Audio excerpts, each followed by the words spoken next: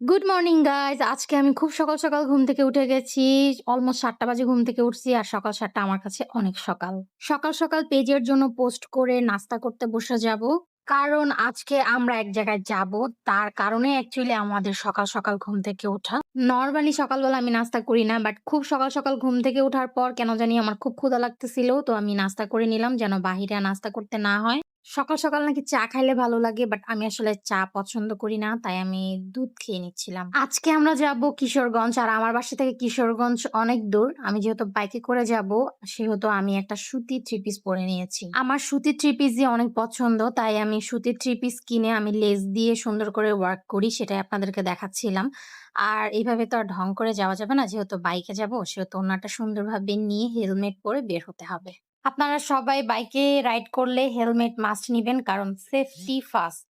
তো এই তো এখন পিহুকে রেখে আমার যাইতে হবে। এটা হচ্ছে সবথেকে কষ্টকর বিষয় আমার জন্য। বেচারাকে একাই বাসায় থাকতে হবে কিন্তু কি করার, কিচ্ছু করার নাই। আর এই তো রওনা দিয়ে দিয়েছি। আকাশটা খুব মেঘলা ছিল, ঠান্ডা আবহাওয়া ছিল। খুব আরাম করে চলে যাচ্ছিলাম। আর রাস্তাও অনেক ফাঁকা ছিল। শুধু শহরের দিকে রাস্তাগুলোতেই জ্যাম থাকে। গ্রামের দিকে রাস্তাগুলো এরকম ফাঁকাই থাকে। সুন্দর না? এরকম রাস্তা যদি ঢাকা শহরেও থাকতো তাহলে চলাচল করে কতই না মজা পাইতাম।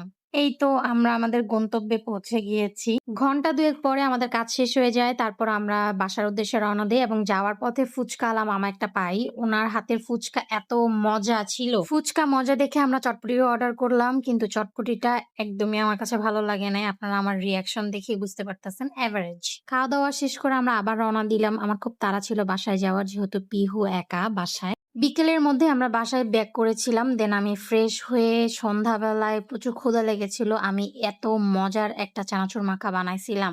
জাস্ট অনেক ইয়াম্মি। এই চানাচুর মাখার রেসিপিটা আমি নেক্সট কোনদিন আপনাদের সাথে শেয়ার করব। আর আজকে অনেক টায়ার্ড। সো আজকে চলে যাচ্ছি। দেখা হবে নেক্সট কোনো ভিডিওতে। টিল দেন আল্লাহ হাফেজ।